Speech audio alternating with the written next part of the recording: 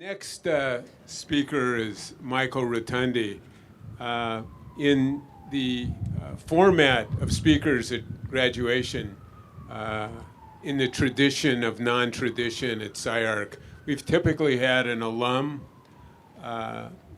either recently graduated or in the distant era. And today we have a speaker who probably covers almost all of the venues that are plausible for someone who's been involved with SCI-Arc over the years. He's a graduate of SCI-Arc, still on the faculty at SCI-Arc, was a director of SCI-Arc, and continues to teach today. Please welcome Michael Rotondi.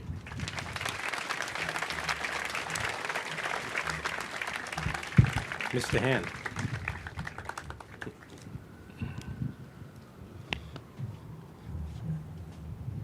That was good, Jeff. Ohio State, where is that? The state that decides the future every year. They play football. If Ohio State gives us somebody like Jeff, then I'd say Ohio is a pretty great place. So, the one thing I've seen a lot of graduations. I've been in one, and I've seen 38 other ones. This will be the 39th. And when you see everybody cleaned up, it belies one of the truths of the place, is that when you see everybody walking around this place, there's such an odd assortment of people that SCI-Arc has attracted, which has always been the case. The real testament that SCI-Arc is a wonderful place is that everybody looks normal here, even especially during the school year. So I'm supposed to encourage all of you to stay involved with the alumni, and I'll do that in a kind of indirect way. When Eric asked me to do this, he said, what are you going to talk about? And I said, the upside of evolution. Now and then.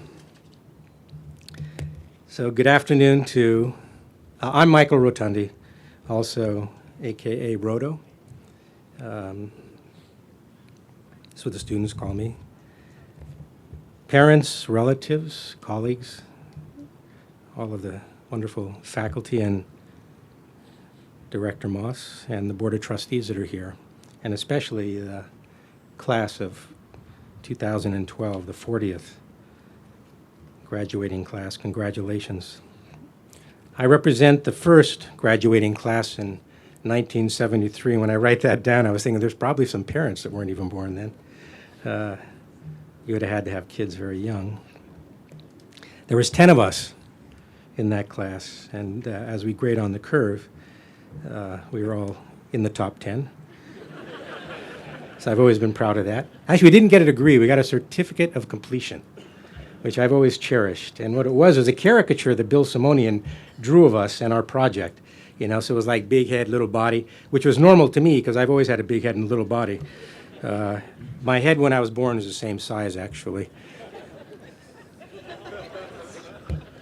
So I've been here for 40 years in every capacity, as a student, as a teacher, and then as a director, and then a trustee, and I think most importantly, as a family member. Throughout, I've been a witness to a form of creation itself, a collective organism conceived at the epicenter where the counterproductive force of anger transforms into generative power of creativity. Although it began as a revolution, I still believe to this day that SCI-Arc was a love child. I'm often asked, how do you compare now and then? And I think to myself, then is still now genetically. It's a long story with a simple answer from my point of view. Embodied in this class, without a doubt in my mind, this is definitely the upside of evolution. A bit of the backstory. What I learned growing up in a large Italian immigrant family, being the youngest, is that everybody was right from their point of view. So this is my point of view. The problem was, in an Italian family especially, we're all so stubborn, you don't negotiate to the middle. I did. I learned how to do that. So the backstory in perspective. SCI-Arc's existence was as inevitable as the context from which it emerged. It exists because of you and all that have come before. To put it in perspective, I'll go back a ways. This can be understood as fact, but it's really a metaphor. The trajectory. 4.6 billion years ago, planet Earth formed and soon became a place of more complicated processes that led to life in all its forms. Humankind added another level of complexity in behavior 250,000 years ago, when our use of language and other symbols began to introduce a new capacity for collective learning. Knowledge and skills accumulated non-genetically from generation to generation. Collective learning gave us a history, making it possible for us to learn more, faster, while in proximity to others. Collective learning shapes the evolution of human societies. Over time, humans became highly networked and interdependent creatures. In numbers, we became a learning organism. Still true. Symbolic language became a memory system, a kind of external hard drive, if you will. Human societies marked a sudden and unexpected emergence of a new level of complexity. 40 years ago, an even more unexpected evolutionary event took place, the emergence of SCI-Arc, adding an even greater level of complexity to the universe. A protean organism emerged. It was like a cloud with a core, always adapting to a changing world and conserving its identity and its integrity. Change and conservation, you can't have one without the other. At that time, it was also a period of turmoil, but it was a time of boundless optimism, extreme motivation, intense conflict, great learning, and immense fun. Our comfort has always been in proportion to uncertainty. This is the way for creative types.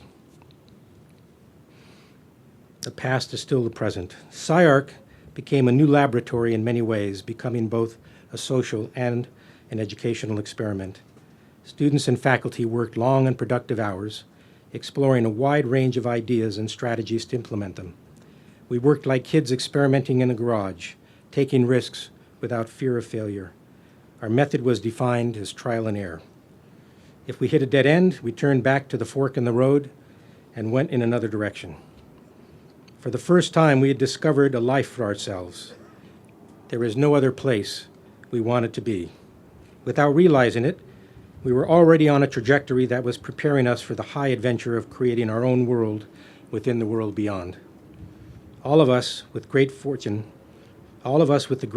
to be present here at the beginning, and now, all of you, have been a witness to and a participant in a life being born and reborn, standing erect, growing to maturity and taking its place in the world, not merely responding and adapting to its environment, as Darwin might say, but defining its own world within worlds, constructing its own environment, always believing that anything imaginable is possible, even realizing that there was still an advantage to being young and naive. An ethos began to take shape, one that intuitively understood that cooperation is biological necessity, one that believed in the good, knowing what good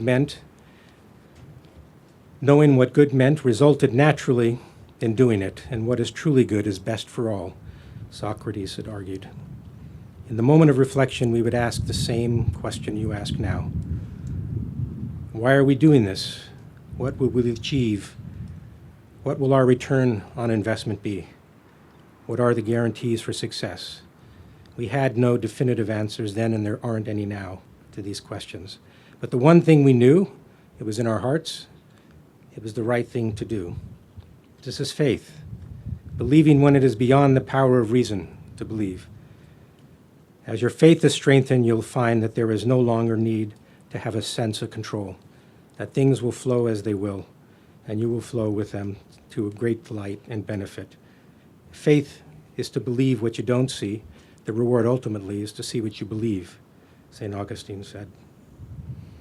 At this moment and in these times, the bad news will become the good news if you sustain the courage that kept you searching all year for the answer your teachers often asked you, what is your thesis?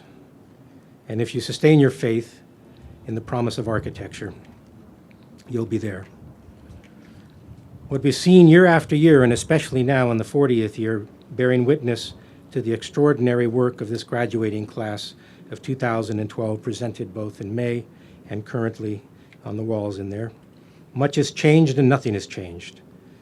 The original ethos is operating at a higher level. You graduates are SCI-Arc. You graduates are both the parent and the child of SCI-Arc.